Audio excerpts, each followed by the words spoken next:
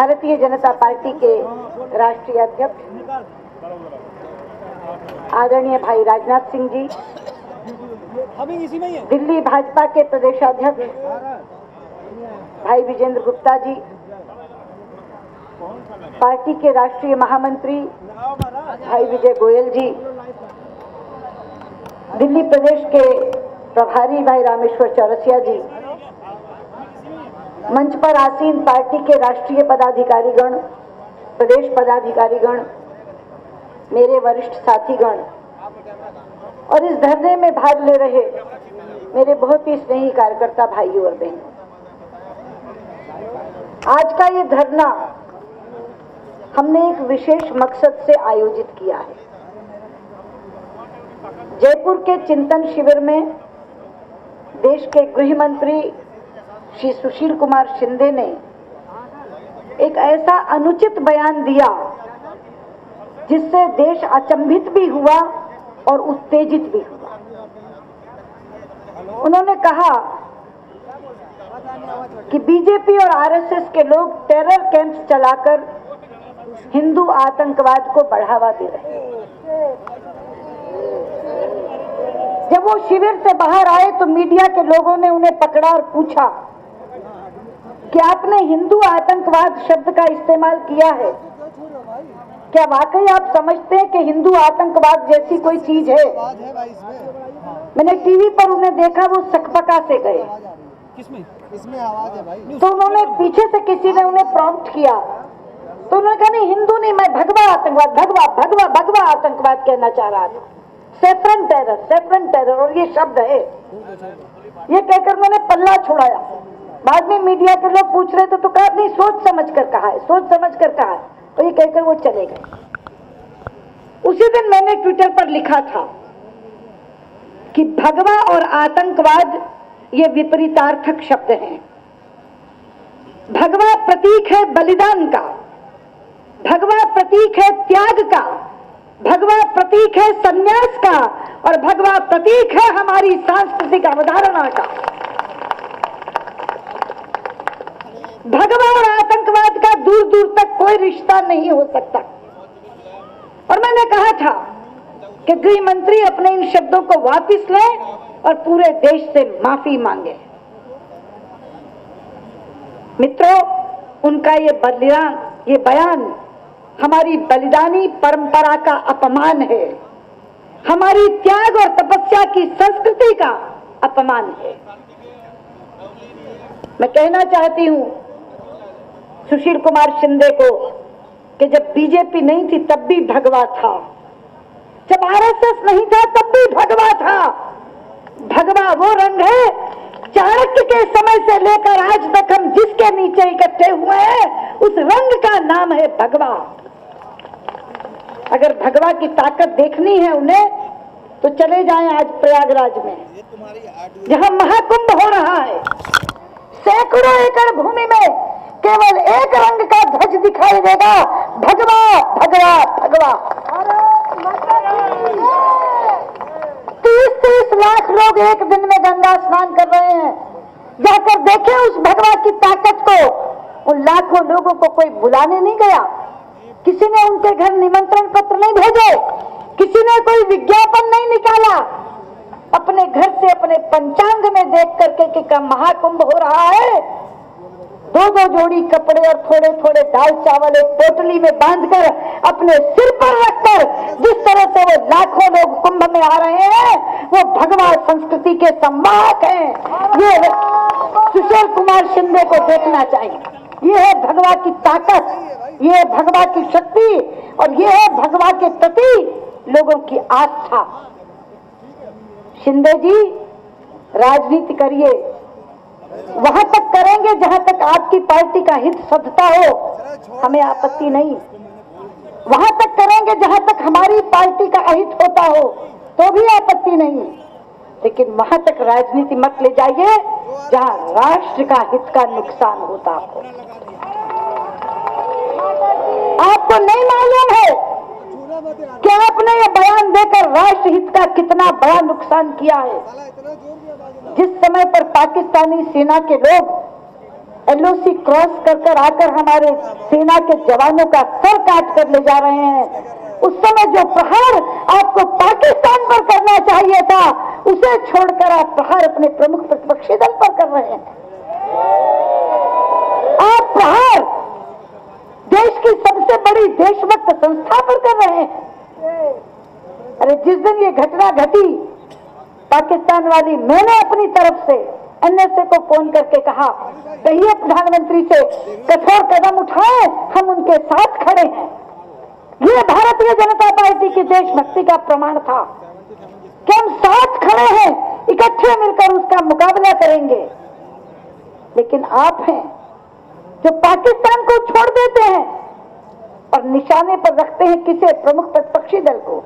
अगर बीजेपी के लोग टेरर कैंप चलाते हैं तो बीजेपी के नेता को लोकसभा में नेता प्रतिपक्ष होने का कोई अधिकार नहीं है। भारतीय जनता पार्टी, आप क्या कहना चाहते हैं?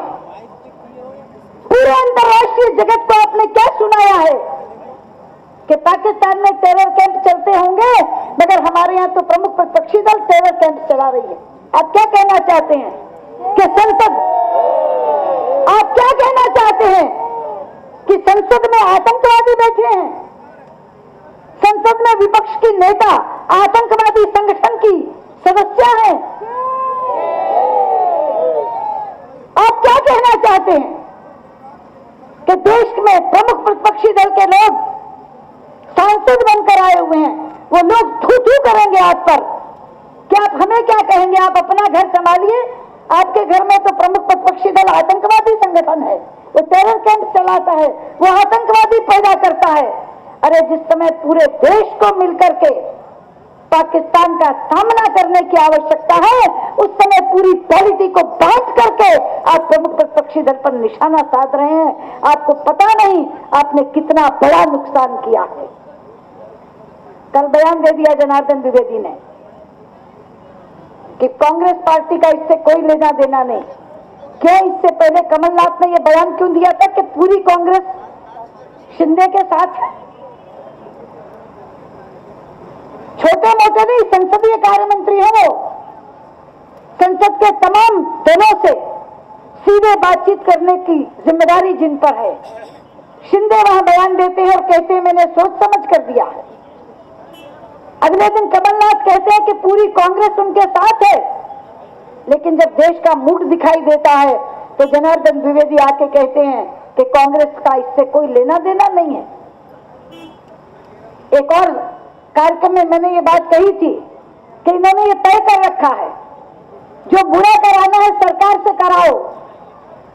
कुछ दिन पानी जांचो, वाटर टेस्ट करो, और जब पता चले देश इसके खिलाफ है तो पार्टी उससे पल्ला झाड़ ले। यह हर समय पर हुआ है। पाकिस्तान की इस घटना के बाद भी 8 दिन तक सरकार चुप रही है, मौन रही है। उल्टे ये कहते रहे कि हम तो वीजा ऑन अराइवल देंगे। हॉकी के खिलाड़ियों को इस घटना के बाद इन्होंने वीजा देने का काम किया, क्रिकेट मैच पर खिलवाने का काम किया, साहित्यकारों को यहां वीजा देने का काम किया, और पाकिस्तान को एक शब्द सख्त स्वर में कहने का काम नहीं किया। लेकिन जब देश का मूड देखा कि देश उबल रहा है, गुस्से में है, उस समय भाषा बदली और तब कहा कि पाकिस्तान के साथ बिजनेस वैसा नहीं हो सकता जैसा हो रहा था। अभी भी जब देश का मूड देखा कि अरे आप कह क्या बैठे, देश थू थू कर रहा है, तब भाषा बदलवा दी जनार्दन द्विवेदी से। लेकिन आप क्या समझते कि इससे हमारा समाधान हो जाएगा? जनार्दन द्विवेदी के बयान से हमारा समाधान नहीं होगा मित्रों, क्योंकि जहां तक कांग्रेस का सवाल है,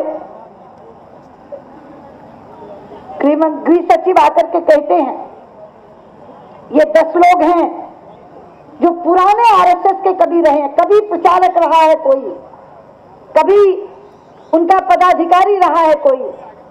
गृह सचिव महोदय, मैं आपसे कहना चाहती हूं, पता नहीं किस आधार पर आप उन 10 लोगों का नाम लेकर के पुराना उनका संबंध और संपर्क बता रहे हैं, पुराना एक्स आरएसएसाइट कह रहे हैं। अरे तुम्हारे यहाँ तो कांग्रेस के सिटिंग मिनिस्टर मदेरणा बलात्कार के कारण और मर्डर के कारण केस भुगत रहे हैं। आपके सिटिंग मिनिस्टर गोपाल कांडा बलात्कार और मर्डर के केस भुगत रहे हैं। आपके सिटिंग एमपी कलमाड़ी भ्रष्टाचार के कारण जेल गए हुए हैं। क्या कभी बीजेपी ने कहा कि इन लोगों के कारण कांग्रेस आपराधिक संस्था है? वो इंडिविजुअल्स का काम है। एक के खिलाफ हम प्रदर्शन करते हैं, लेकिन उसके कारण पूरी कांग्रेस को हमने कभी आपराधिक संस्था कहने का अनुचित वक्तव्य नहीं दिया। लेकिन तुम आज कहते हो कि उनके कोई पुराने संबंध और पुराने संपर्क हैं, उनके कारण बीजेपी और आरएसएस टेररिस्ट ऑर्गेनाइजेशन है, हम आतंकवादी संगठन है। अरे दिनों रात हम कहते नहीं अघाते, तेरा वैभव अमर रहे मां, हम दिन चार रहे न रहे। तो भारत माता के वैभव के लिए स्वयं को बलिदान करने और स्वयं को उत्सर्ग करने की प्रेरणा देता है संगठन। उस संगठन से जुड़े लोग, भारतीय जनता पार्टी जो कहती है nation first, party later and self last, उस संगठन को आप आतंकवादी संगठन कहते हैं। अगर आप समझते हैं कि देश का मूड इससे बदल जाएगा कि जनार्दन द्विवेदी ने जो बात कह दी उससे कांग्रेस पार्टी ने पल्ला झाड़ लिया, तो नहीं बदलेगा। आपको समाधान करना होगा। सोनिया गांधी माफी मांगे, प्रधानमंत्री माफी मांगे, शिंदे को बर्खास्त करें, और जब तक इस पूरे के पूरे बयान के लिए ये माफी नहीं आती और ये कार्रवाई नहीं होती, तब तक हमारा आंदोलन जारी रहेगा, तब तक हम लोगों का समाधान नहीं होगा। आपने ऐसा कुकृत्य किया है। एक तरफ आप हाफिज सईद को हाफिज सईद साहब कहकर बुलाते हैं, ओसामा बिन लादेन को ओसामा जी कहकर बुलाते हैं, कैप्टन मोहन शर्मा की शहादत करने वाले लोगों को आजमगढ़ में घर में जाकर उनको सांत्वना देते हैं। तो कांग्रेस का एक महामंत्री कह रहा है कि ये सही कहा है जो शिंदे ने कहा है, दूसरा महामंत्री कह रहा है इसको कांग्रेस से इसका कोई लेना देना नहीं है। आपके अंदर की दुविधा है ये, आपके अंदर का कंफ्यूजन है ये। आप इधर की भी बात करके एक तरफ के लोगों को खुश करना चाहते हैं, दूसरी तरह की बात करके दूसरी तरफ के लोगों को खुश करना चाहते हैं, लेकिन आपकी इस बात से ना देश का संतोष हुआ है और ना देश खुश हुआ है। इसलिए हम कहना चाहते हैं कि ये जो बात कहकर आपने राष्ट्र का अहित किया है, पूरे अंतरराष्ट्रीय जगत में आपने देश की प्रतिष्ठा गिराने का काम किया है, देश की साख गिराने का काम किया है। इसके लिए कांग्रेस अध्यक्षा कांग्रेस पार्टी की तरफ से माफी मांगे, प्रधानमंत्री मनमोहन सिंह सरकार की तरफ से माफी मांगे और शिंदे को बर्खास्त करें। ये तीन मांगे लेकर के हम लोगों का यह आंदोलन जो आज इस रूप में शुरू हुआ है वो चलता रहेगा। बहुत बहुत धन्यवाद। नमस्कार।